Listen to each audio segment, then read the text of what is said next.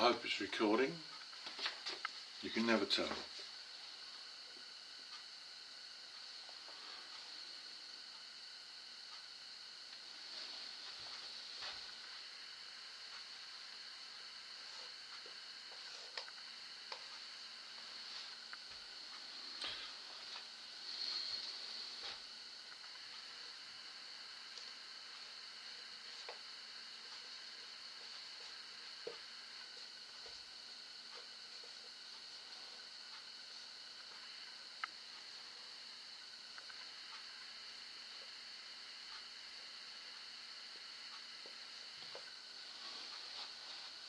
This is a tin of beans.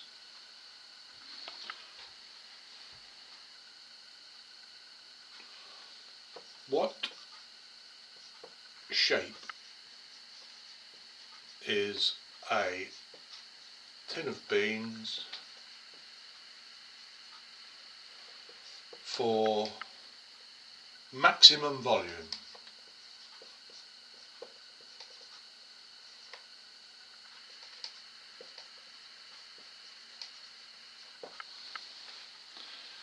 Question mark.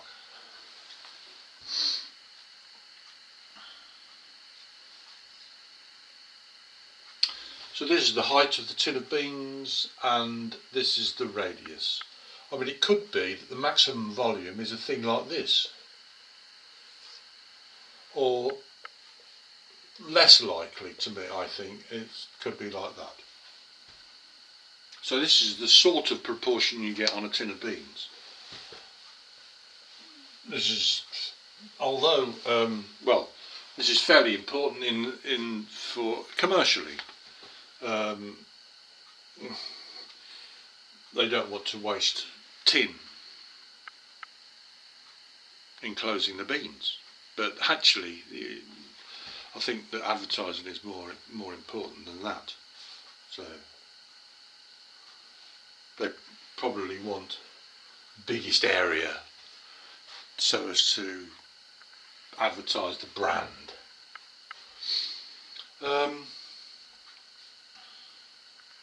And in any case, there'd be a lot of, when they make the lid and the bottom, although the bit going round is made from a rectangle, we've got round bits at the top and bottom which would probably still be cut out of square bits, and so this would be wasted.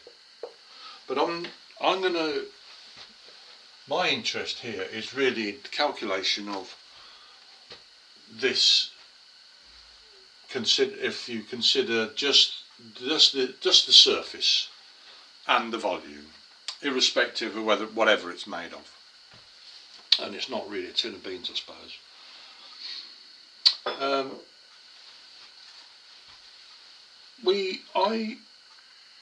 We plotted something like this, didn't we, the other day, or I did,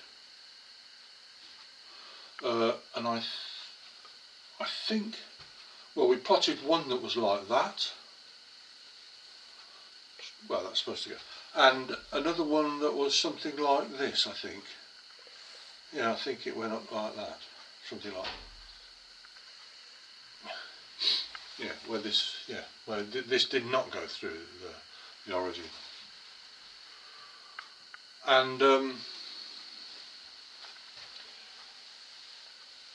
so they're parabolas, and this would be a minimum. So this is some y equals something or other, and this would be its minimum. Another thing you could have is a maximum like this, with a curve the other way up. Now, I happen to know that for this object, the curve is rather like this.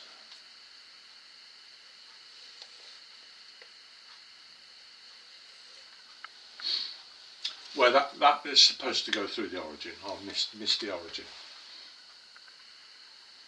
And I happen to know this because the volume is equal to, for some particular surface size, for some particular surface area, so that's going to be fixed, constant. For some fixed surface area, the volume is equal to S times the radius over 2 minus pi r cubed.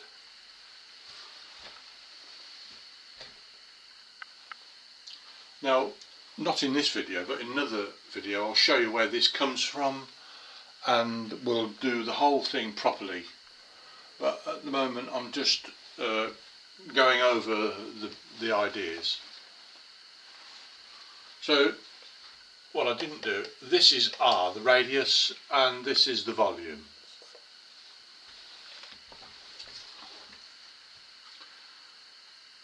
So this is something more complicated than y equals x squared, because the r is cubed. In this I'll just say again, so 2 is obviously a number, it's fixed. The S is the surface area, that's a number, that's fixed. It's just a number, a particular number, which can be anything you choose. Could be 10 or 1 or whatever. But the r, of course the pi is a number as well, but the r is a variable. So the v varies according to whatever r is. And this cube, so this is actually a cubic function. If it was r to the 4th, it would be called a quartic, I think. Wait, let me just see if you can see that. I know there's light shining. Ah, you can.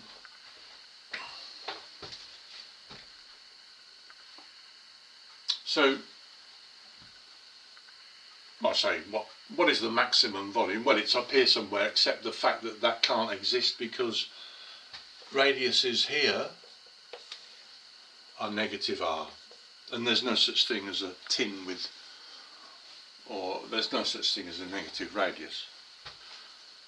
So we scrap all the left hand side of this, and the maximum then is this point. Maximum volume.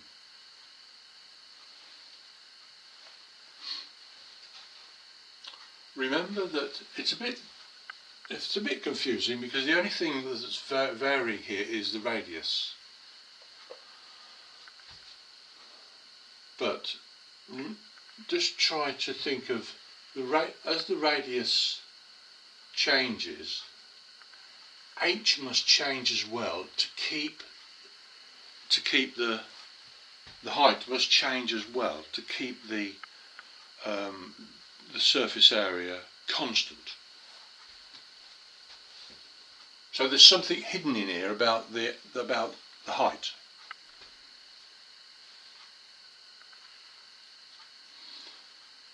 So how do we find this point?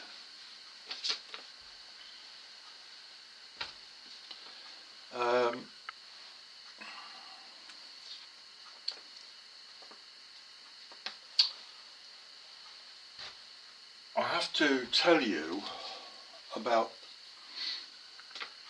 slope or gradient.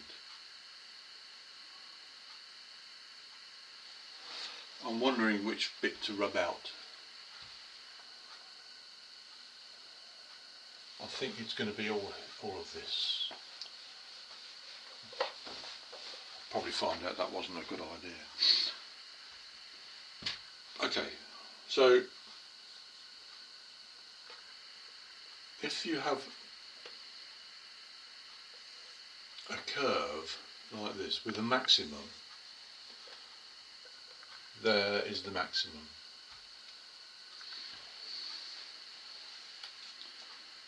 And on any curve, say like that, every point on the curve has a gradient or a slope, and this is what it means. This mathematically, it means you draw a triangle. It doesn't matter how big it is, and this distance is sorry, I haven't told you. This is on a space where it's y and x, right?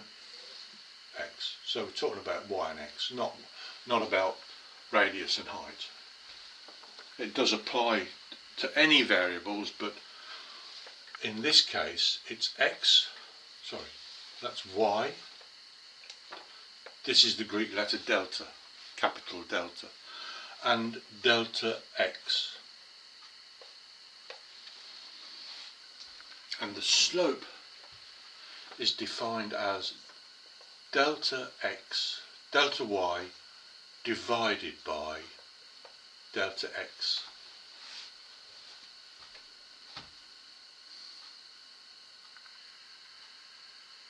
So it's a bit to do with this something to do with this angle, and it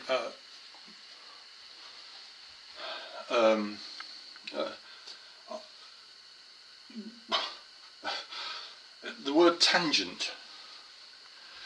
A tangent is a straight line that touches some curve, and it has another meaning, and that is this slope. This is a tangent. Well, yeah, slope, gradient, tangent. So there's two meanings for the word tangent, but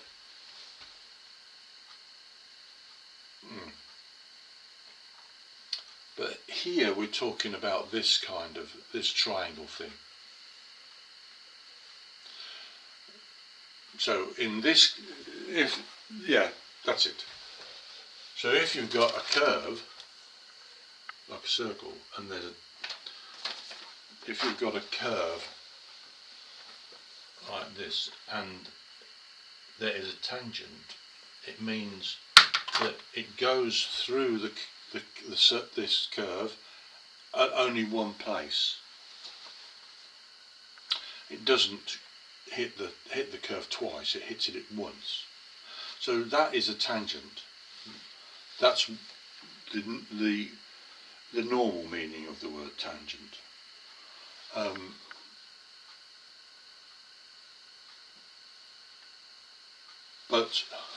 So this has no quantity, but this tangent has quantity, because delta y divided by delta x is a certain number, and it relates to the angle.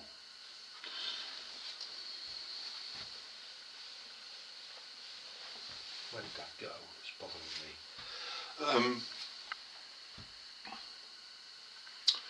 So in our curve earlier with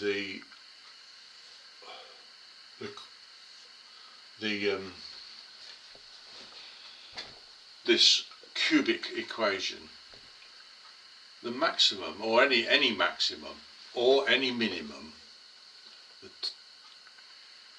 the slope or the tangent or the gradient is 0.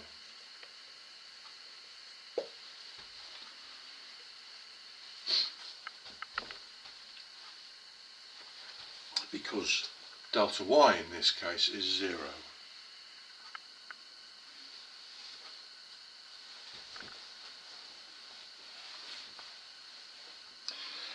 Now, do you remember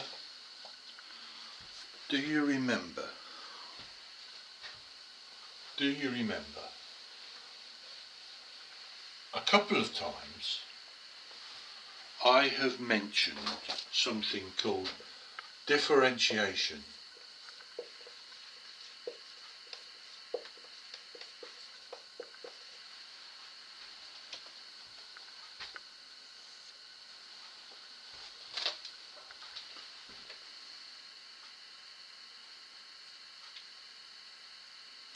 And I gave you a couple of examples, three actually, 3 or 4. One was if y equals x squared, then if you differentiate this, when you differentiate something, you get what is called the derivative. The derivative.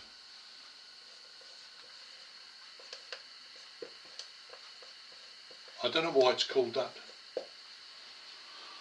And so the derivative of x squared is dy by dx equals 2x. That's the first example. We're going to use this derivative thing to find out the maximum volume of the tin of beans.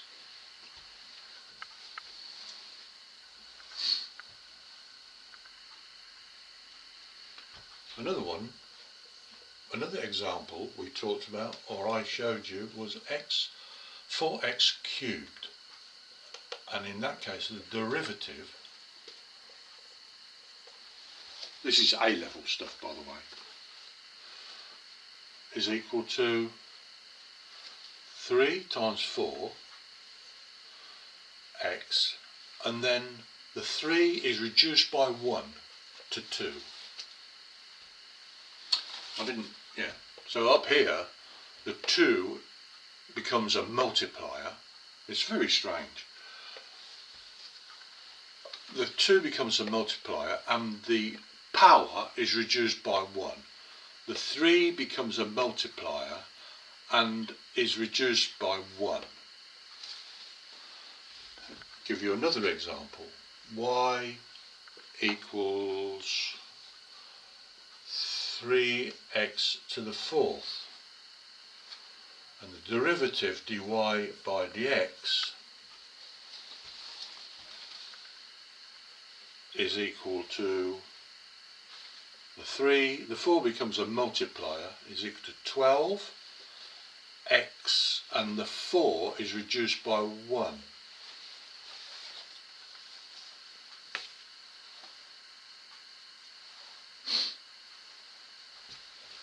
Now it so happens that, no, not by coincidence, that the slope at any point, the gradient, the tangent at any point on the curve x squared is equal to the derivative 2x. So if this is, look, I'll just draw an x squared. If this is x squared, that's the bottom of the parabola. A point, I'll choose any point.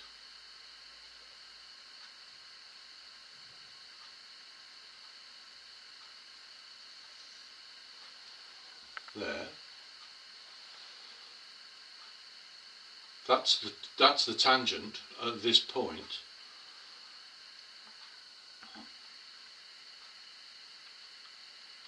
The value of this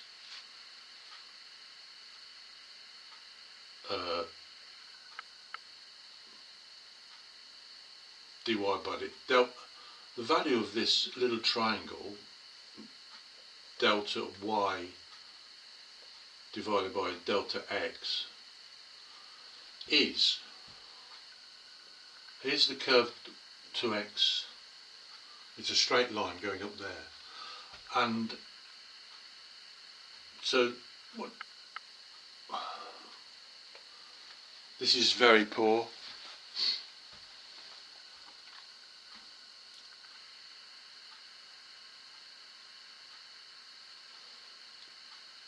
This value, that's not good enough.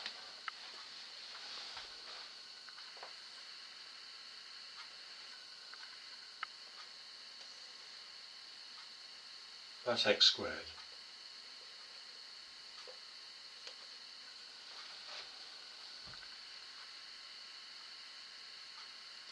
here's the line 2x.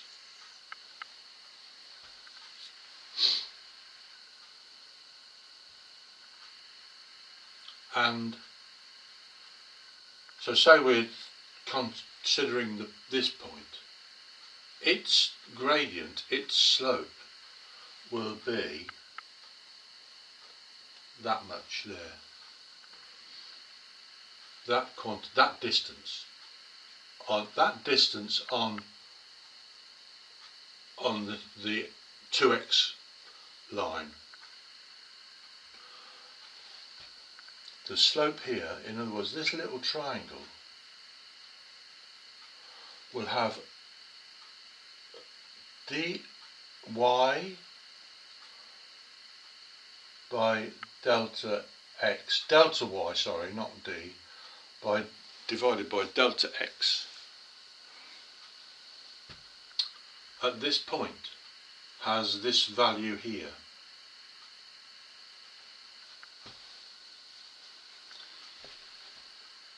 This point is directly above this.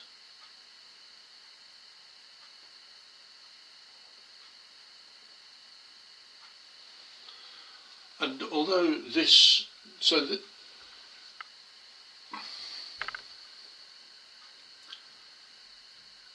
if this had been, so this is about the curve x squared. If it had been about the curve x cubed, if it had been about the if it had been about the curve x cubed or some cubic, or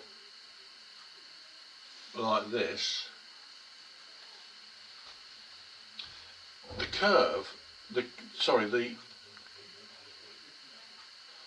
slope on it would be the value of some quadratic directly above it. I think, don't worry about this too much. I shall try and talk about this later a bit in more detail, because it's complicated if you've never seen it before. It's fascinating but complicated. Actually, it's not complicated. What it is that I haven't prepared this well enough. Anyway, yeah, I haven't prepared it well enough. So we've got these. So let's have a y. Let's have another one. Y equals x squared. We can add these together, you see. Plus 4x cubed plus 3x to the fourth, and in that case the derivative dy by dx would be 2x plus 12x squared plus 12x cubed. So we just, for these, if you sum these things, you can sum these things and just string them together and do what you would do to the individual ones one by one, and you get the derivative. They add up. So if this is your, that's a fourth. So if this is your curve that you're interested in, this thing gives you the gradient at any point on this curve. It gives you the slope at any point on that curve, or the tangent, same.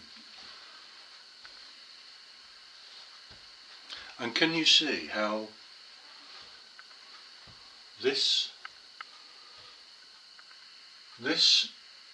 notation makes a little bit more sense now? dy by dx is to do with the delta y of the little triangle divided by delta x of the little triangle.